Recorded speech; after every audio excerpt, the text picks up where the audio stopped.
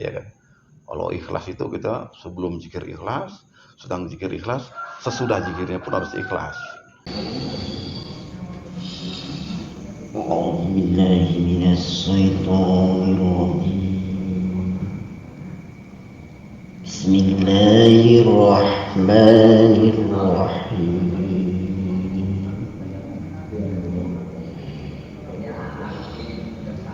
يا الله يا الله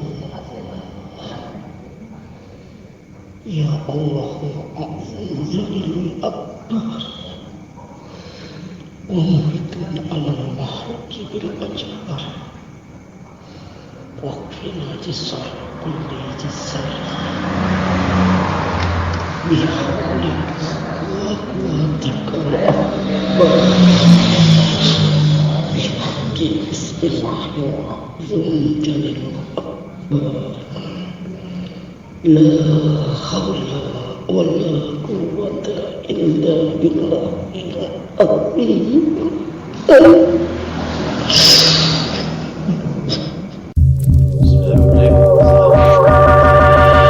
Waalaikumsalam warahmatullahi wabarakatuh.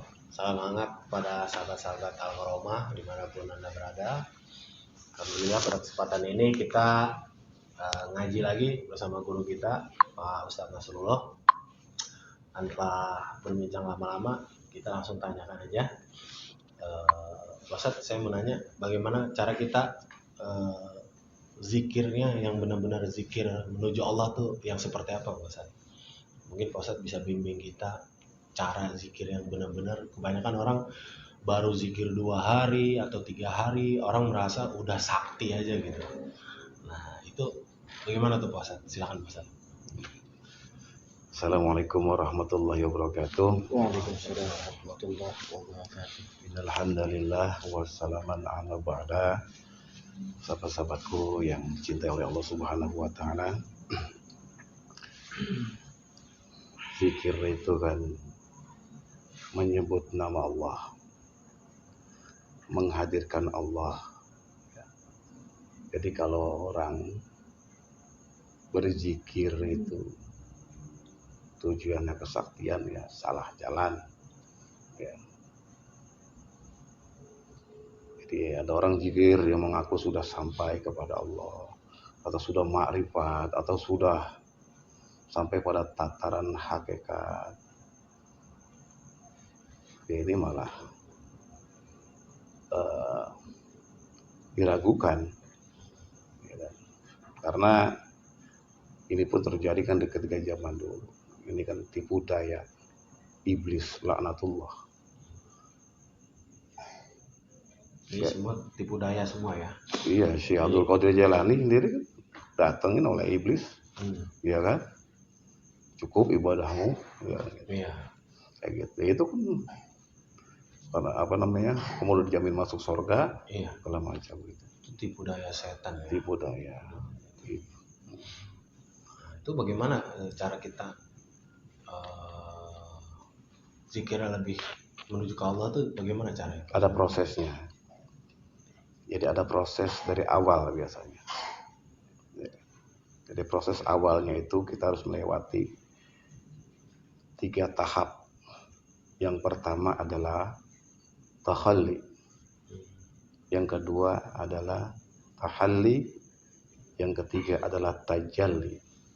Ada 3 ya Pak Ustadz? 3. Bisa dijelaskan Pak Ustadz? Ya, tahalli itu adalah mengosongkan diri, ya, mengosongkan diri dari selain Allah. Itu bahasa ini ya, bahasa tasawufnya.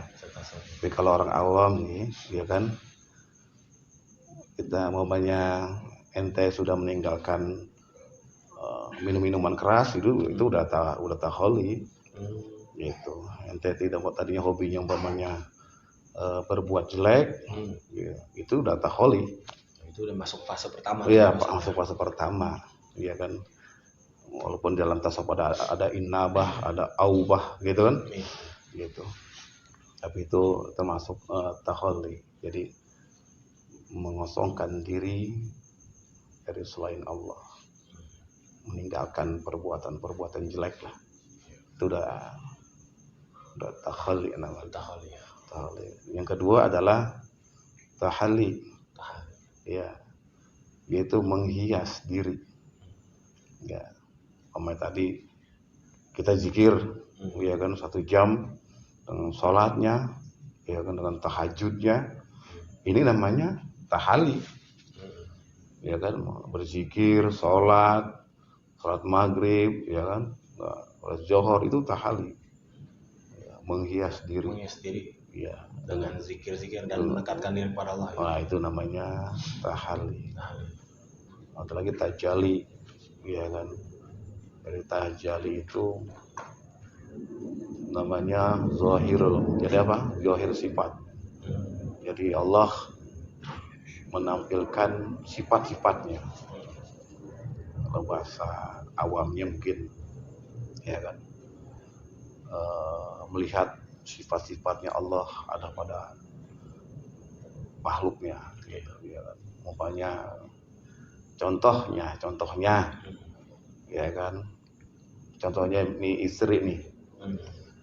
Istri kita bikin kopi. Tuh kopi enak banget. Kita minum kan? Lek. Yang kita rasakan itu bukan kopinya, tapi istrinya yang kelihatan gitu loh. Paham nggak? Kita melihat langit, yang kelihatan bukan langitnya, tapi zat yang ada di balik langit itu. Siapa? Allah, kayak gitu. Itu namanya tajalli. Iya. Jadi kayak semacam itu. Bahasa awamnya mah. Gitu. Kayak gitu. Ada lagi? Mungkin ada yang mau ditanyakan? Silakan. Assalamualaikum warahmatullahi wabarakatuh. Waalaikumsalam. Ini saya mau bertanya Pak Ustaz. Adab zikir ini apakah dengan suara yang benar-benar artinya keras atau lemah lembut supaya diri kita lebih kuat lagi untuk mempertebal iman? Mohon minta penjelasan Ustaz. Iya. Zikir itu terbagi menjadi 2. Ada zikir khafi, ya, zikir sepi namanya. Ada zikir zahri, kuat atau dikeluarkan suaranya. Biasanya itu seorang mursyid biasanya memberi petunjuk kepada muridnya itu berbeda-beda, gitu. Ada yang memang orang yang hawa nafsunya ini susah, begitu. Artinya hawa nafsunya ini memang benar-benar susah untuk dihilangkannya. Ada dengan metode zikir zahri kuat, biar hawa nafsunya hilang. Biasanya begitu. Karena kadang-kadang gini, orang di zaman sekarang ini kan ketika berdiskusi mereka nih tidak netral, mencari kebenaran itu tidak netral, gitu loh. Dia sesuai dengan versinya, saya bela, pasti ada yang dia bela, kelompoknya atau yang lainnya, pasti dia berangkat dari situ.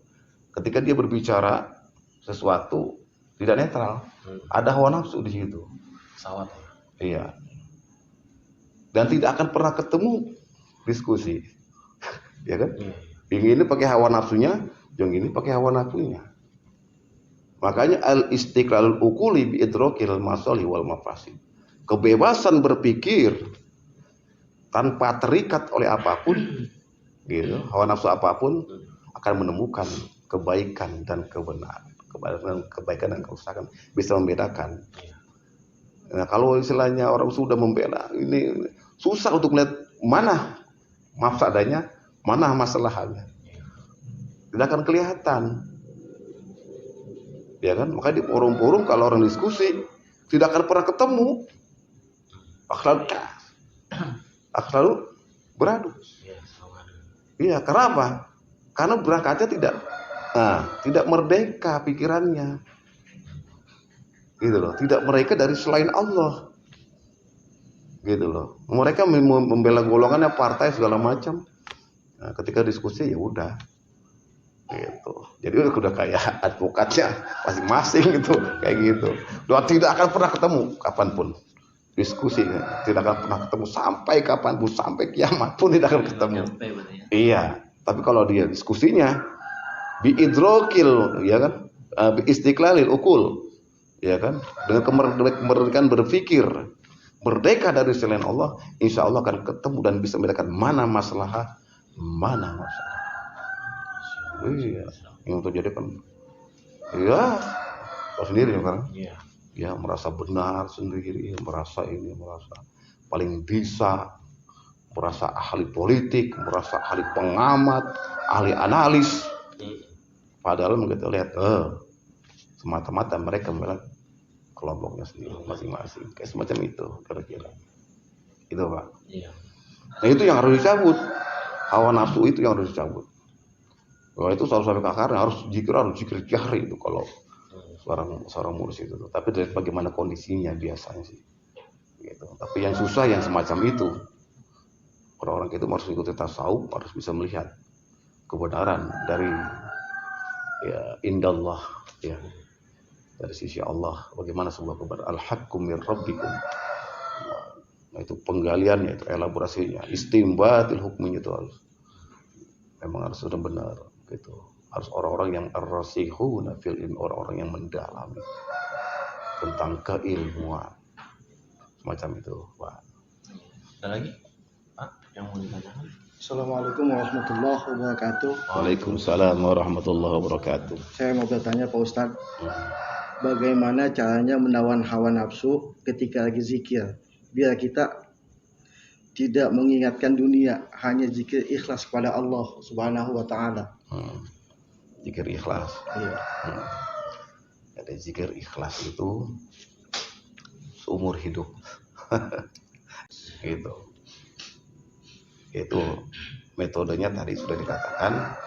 Yang pertama adalah prosesnya adalah takhalli. Jadi ya membersihkan dulu, mengosongkan dulu dari selain Allah. Ada prosesnya Pak. Ya. Semuanya juga lagi berjalan, lagi berproses Pak. Benar. Nah, kalau orang mutakhali itu semuanya lagi berproses. Nah, tahali juga pun sama, berproses juga. Itu bukan wah ini udah makamin. Tetap tahali juga berproses, tajali pun sama berproses. Begitu. Jadi jangan ada sesuatu di hati kita ini wilayah Allah. Ya, jangan sampai ada makhluk di sini. Ini wilayah Allah. Gitu. Berarti cara melawan hawa nafsu itu sendiri kita harus ikhlas ya maksudnya. Ya harus ikhlas. Dan melalui prosesnya ya. Ya menghadirkan jelas, menghadirkan Allah ya. Jangan menghadirkan bayang-bayang goib, jangan menghadirkan ya kan merem bayangan muka portal ini portal itu, jangan gitu. Jadi ya itu harus menghadirkan Allahnya dalam berzikir. Jangan menghadirkan selain Allah. Ya kan di dalam ilmu batin banyak gitu kan, merem pada membuka portal ini portal itu ya kan. Itu dalam berzikir semacam itu. Saat ketika berzikir ya itu bahasanya. Ilahi anta maksudi wa ridhaka matlubi gitu. Ilahi engkau yang aku maksud. Wa ridhaka matlubi dan keridhaanmu ya Allah yang aku cari. Semacam itu Pak. Bisa dipahami? Iya. Alhamdulillah, terima kasih Pak Ustadz. Mungkin ada pesan untuk sahabat-sahabat Karomah dan pesan seperti wejangan atau apa gitu Pak Ustadz? Ya buat jamaah Al-Karomah khususnya ya semoga selalu bisa istiqomah ya di dalam perjalanan menuju Allah. Sebab perjalanan menuju Allah ini bukan perjalanan yang bertabur bunga di taman-taman, tidak ya, penuh dengan kerikil ujian, harus kuat rohaninya. Itu aja. Oke, terima kasih Pak Ustadz atas wejangan dan pesannya.